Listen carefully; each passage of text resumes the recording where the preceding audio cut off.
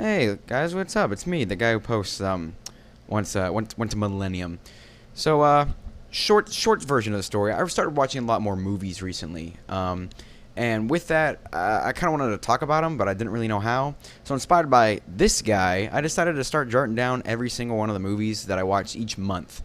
Whether it be new, whether it be old, whether I've seen it already, whether I haven't seen it. It doesn't really matter. I chart it down on the list, and I say at the end of the month, I'm going to talk about those movies. Why is this coming out almost at the end of June? I'm lazy. I just didn't want to make this video yet. I'm lazy. Just simple as that. But yeah, like I said, some of these movies, new to theaters. I think I got 2 theater movies on here. 2 movies I watched on streaming, and then 1 I watched on cable. What the fuck was that about? So yeah, don't see these as like full-fledged reviews or anything. This is mainly just like more of a recommendation of movies. Like at the end of each movie, I'll tell you whether or not you should watch it. Kind of like how Hulu and Netflix does. Like, oh, you like this? Well, you may like this. So like the first movie I talk about is Birds of Prey. So I compare that to like if you're a DC fan, watch it. If you're a Marvel fan, don't watch it. Stuff like that. So without further ado, like I said, don't see these as full reviews. Sounds like I'm about to bust in a song. Let's talk about the first movie I watched. Birds of Prey. This movie came out in 2020, early 2020, and I hadn't watched it. Obviously, this is my first time watching it. I was just, and technically, I watched this at the end of April. It was like the last day of April, at like 11 o'clock at night. I was like, I'm not changing. I already posted the video. Let's talk about this movie. This movie is it's kind of cluttered. It's kind of all over the place. It's not a bad movie. I remember watching it and thinking, wow, I'm enjoying this. The biggest problem is the fact that it is all over the place with its storytelling. And a lot of film nerds, not even film nerds, but like DC hard fans will tell you, oh, it's because Harley's the narrator. She's an unreliable narrator, you can't trust her. That's why it's cuckoo, that's why it's bananas. That's why it goes from, most stories are A, B, C. This is like A.5, C, B, oh, we're back to A, now we're kind of doing a normal story, and then we're back to B for some reason. It's stupid. It's one of those be unique for the sake of being unique. Before I started filming this, I was thinking about it. I was like, Taika Waititi, he's a director that is unique, but because he has ideas that just happen to be unique. He has interesting ideas that haven't really been done before. Or if they're done before, it's in, his own unique twist.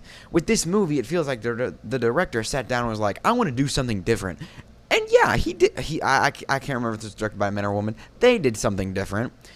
But that doesn't mean it's good, But through all that, through the awful storytelling, that's another thing. You can't blame Harley being a bad narrator. Like I said, you can't defend that. Bad storytelling is bad storytelling. Take The Joker, for example. That's an unreliable narrator, but it does it in such a smart way. It's like, well, did all that really happen? How much of that is real? But it's still an enjoyable story otherwise. Kind of like this movie. This movie I still found enjoyment from. Like I said, way more than I thought I would. The lead is good. Harley Quinn. Margot Robbie's is, I feel like, overhyped. Everybody's like, perfect casting. I'm like, it's alright. It's a good casting. It's not perfect. Maybe I'm just Harley Quinn burnt out. I don't know. Yeah, like I said, if you're a DC fan, movies or otherwise, I'd say watch this movie. You'd get a kick out of it. All the side characters are stupid. I hate the acting of the little girl. That is awful. That is some of the worst acting I've ever seen. But yeah, it's so funny how the strengths of the movie make up for the weaknesses. So if you're a DC fan, check it out. If you're a Marvel fan, don't check it out. If you're just a superhero movie fan, check it out. Next movie. Multiverse of Madness. This was a very hyped, anticipated movie. I feel like everybody's already talked about it. Oh my God, the Illuminati. Oh my God, what the fuck? I really like Sam Raimi's touch this. Not even just the Sam Raimi direction, because of course that's amazing, but just the fact that it is self-contained. It's self-contained. And for Multiverse of Madness, I think we're all kind of expecting another Avengers Endgame level shit here. And the fact that we didn't get that almost makes me happier. A lot of people are disappointed by the Illuminati. Personally, I am happy with the Illuminati. I'll complain about something in here in a second. This movie is fantastic with its use of the Illuminati. It clearly sets up Wanda as a threat. Like, we already knew because she, fucked that village. But, like, And then you bring out the superheroes who they aren't advertised as like the strongest. They're supposed to be the smartest, but like still, whoa, this is the elite superhero team who took down Doctor Strange, our main hero. Oh, and then just gets bodied by Wanda. And that scene, everybody talks about that scene. It's incredible. It's incredible and it's not just like I said, it's not just for shock value either. It is to set up Wanda as this like legit threat. Like, dude, she could kill.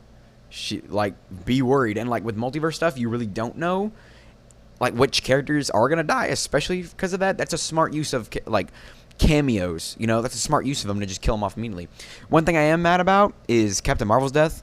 Every other death made sense and was shocking and cool. Captain Marvel gets crushed by a statue. What?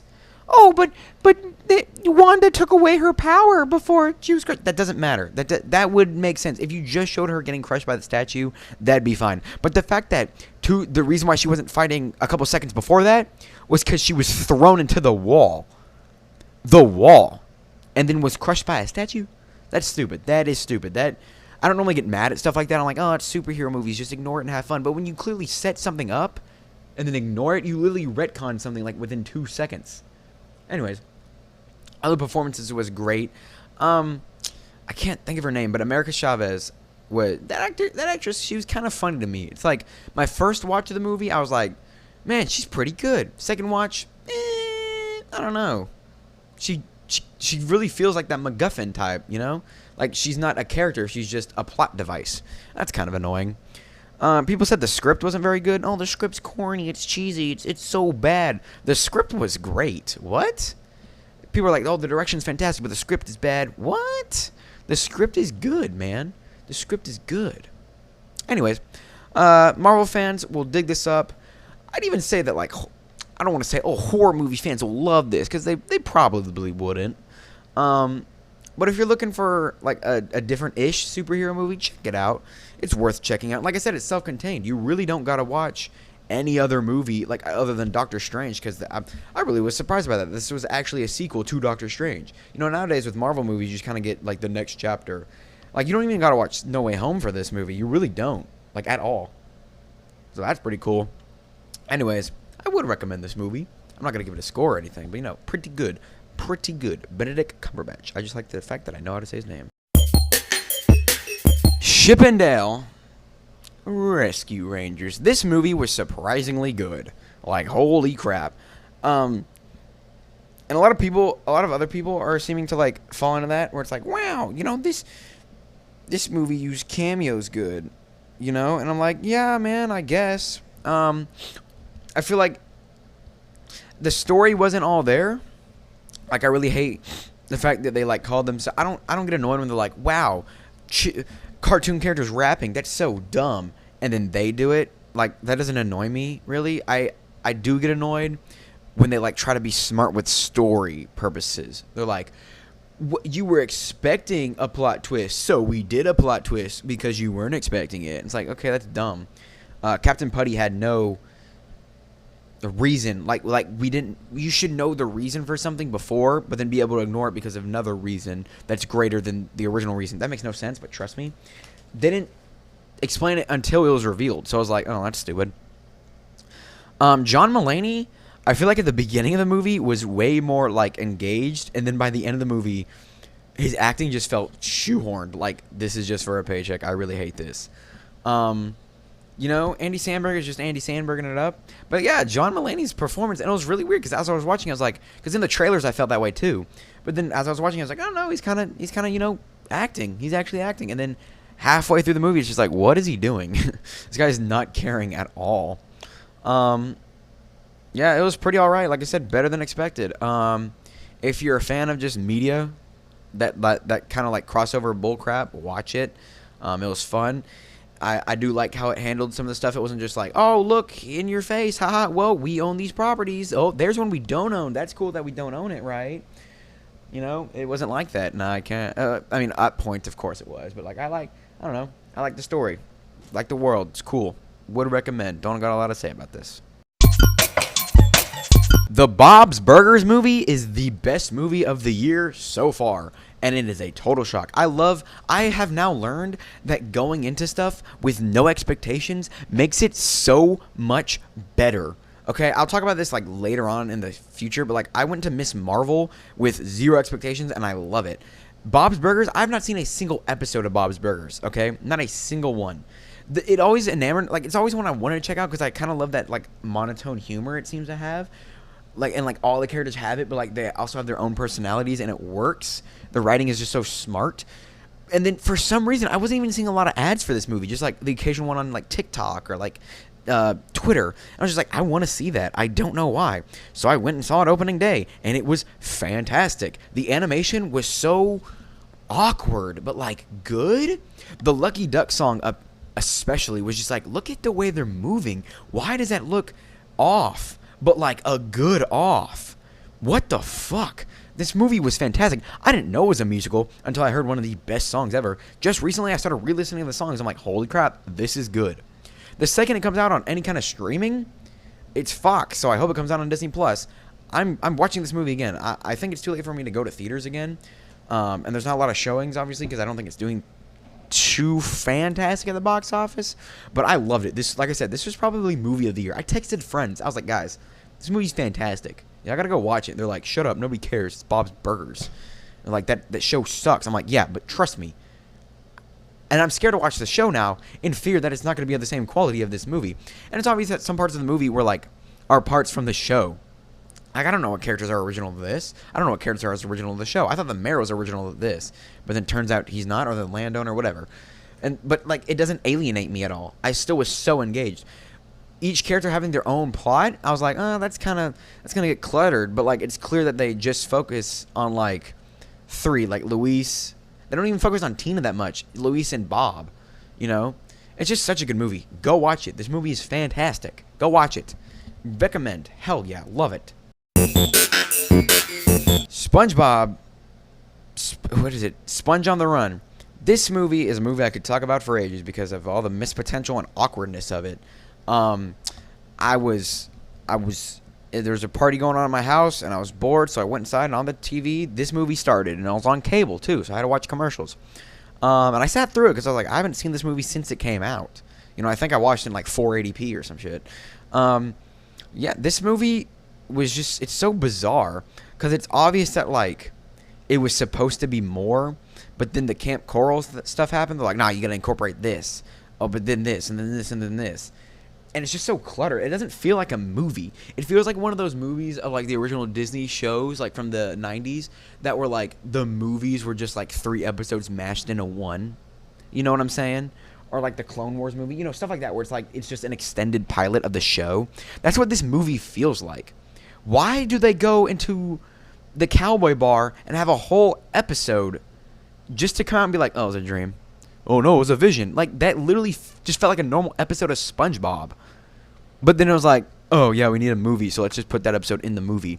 And then the whole third act is just them talking about Camp Coral, but it's more than a third act, because then after that scene they go into a third act where it's like a chase scene, and that's longer than I remembered. It was like, what the fuck is this movie?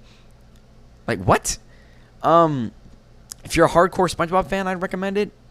Anything else, don't watch this movie, because it is cluttered and it is all over the place and it's bad. That I just came up with that analogy on the spot where it feels like just episodes of SpongeBob mashed together. Like they get to Atlantis and it just plot points are weird. Why are they arguing? I feel like they're arguing for the sake of arguing, but like, what? And why is there a trial? The trial part doesn't even make sense. Like, oh, if you give a good reason for him to live, what? You didn't set that up until the friends showed up and were like, don't kill him, he's a cool guy. They weren't arguing that he wasn't a cool guy. It's just so weird, so bad. What was that? That was insane. What was it? This movie sucks. Damn it, dude. I love SpongeBob, but this, like I said, unless you're a hardcore SpongeBob fan, do not watch this movie. Trust me, not even if you're curious. The animation is fantastic. You know, you can't go without talking about the animation. But, like, the animation here doesn't save it. It doesn't. This movie was bad. So that's all the movies I watched in May. Like I said, this series is kind of cheaper, kind of easy to produce for me. I just want to kind of ramble about these movies. I could go in so much more depth into all of these. I guess I could do fucking video essays on some of these. But no, I just kind of want to ramble about these movies that I watched. Next month is packed.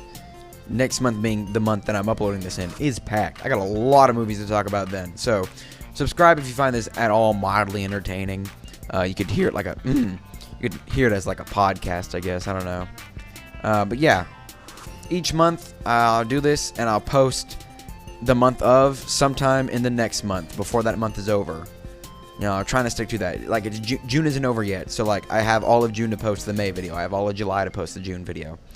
And if I get out of the month, then I don't know what I'll do. I really don't want to skip a month because that's gonna be awkward. So yeah, I hope y'all enjoyed. Video over. Subscribe if you want. I'm very tired.